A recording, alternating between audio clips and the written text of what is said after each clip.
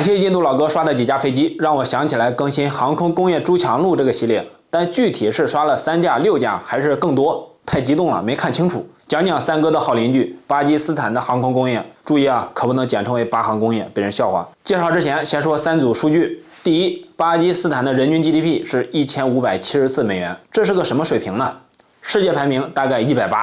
你如果还没概念，我感觉俺河南已经够穷了，就那人均 GDP 都是巴基斯坦的6倍。第二，看字面数据，巴基斯坦拥有穆斯林世界最大的空军，在世界上也能排进前10。换句话说，巴基斯坦拥有和它经济发展水平极不相称的空军。第三，2020到2024年，中国的武器出口额占全世界的 5.9%， 体量不算大，其中超过一半都卖给了巴基斯坦，而且主要还都是战斗机、预警机、导弹防空系统这种高附加值的产品，比卖枪支火炮来钱快多了。这个数据提醒你，以后提到巴基斯坦，别一口一个小老弟了，这是大客户，是金主，尊贵的甲方。下面简单介绍巴基斯坦航空工业的现状和历史。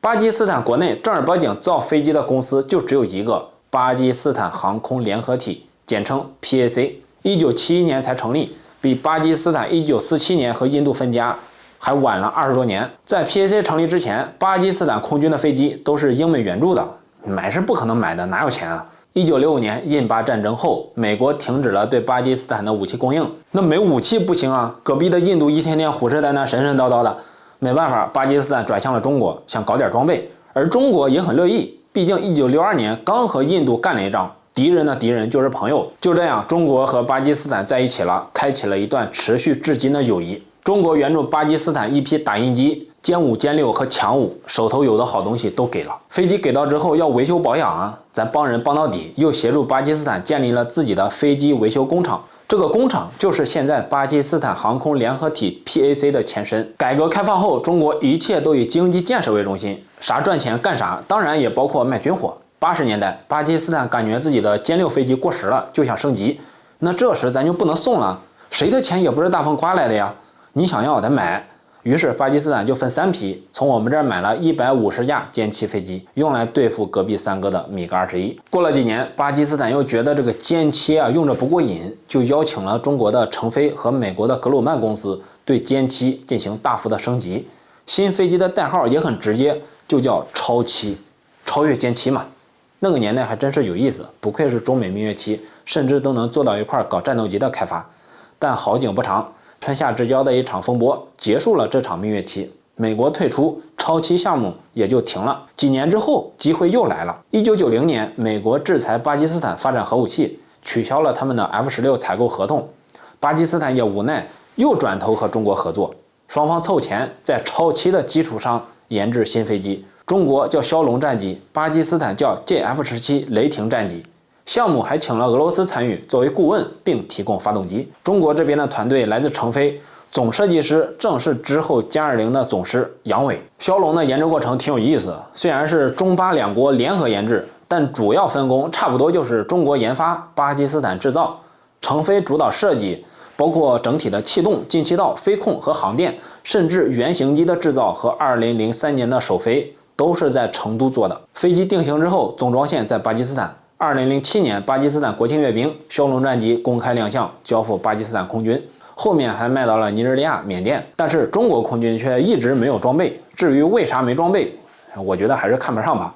当时咱的歼10刚刚服役，枭龙在歼10面前，不能说是弱小可怜无助吧，那简直就是个小鸡崽子。尽管歼10也说不上很大，现在在中国连牛夫人都不算，参加航展他往那儿一摆，大家都懒得拍照。从数量上看，枭龙战机现在是巴基斯坦空军的主力战机。在2025年和印度的空战中，枭龙和歼10C 配合，成为了新一代战绩可查的打印机。说到这一轮的印巴空战，虽然印度装备了被称为最强非隐身战斗机的法国阵风，但巴基斯坦还是靠歼10C 和枭龙取得了压倒性的胜利，体现出远超纸面数据的战斗力。大家都说这是体系作战的力量。巴基斯坦用全套中国装备在打仗。歼10C 是歼10的第4代，相比第1代，除了外观一致，它哪都不一样了。发动机、雷达、航电、武器全都做了大升级。除了战斗机，巴基斯坦还有中国产预警机、中国产空导弹、中国产地空导弹。这些装备单独看任一个可能都没有绝对的优势，但放在一起，它们技术标准相同，数据链互通，在万国牌的装备面前就体现出很牛逼的战斗力了。最近网上在传一张照片，印度用战斗机拦截下来的巴基斯坦导弹碎片，上面清楚写着霹雳15E。哎呀，你说说，这让人亲切呀！俺河南的土特产不光有烩面胡辣汤，还有空空导弹。洛阳的空空导弹研究院非常有名。找工作的同学抓紧投简历啊！那工资待遇在整个河南都是顶级的了。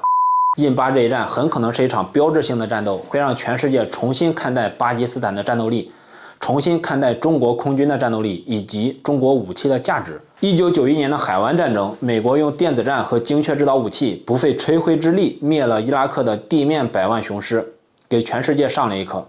巴基斯坦和印度这一场超远距离空战，更凸显了电子化和信息化的重要性。战斗机的机动性能在空战中的重要性会越来越低，你都瞅不见人家，你机动给谁看呢？最后可以用一句话总结：巴基斯坦航空工业的发展离不开东方某大国。以往咱提到东方某大国这几个字，总有人犯嘀咕，这到底指的是三哥还是中国？但是在这句话里，你怎么想都对。你说巴基斯坦航空工业的发展离不开印度，是不是很对味儿？没有三哥的助力，不可能有穷国航空这个奇迹。另外，你说巴基斯坦航空工业的发展离不开中国，是不是更对味儿？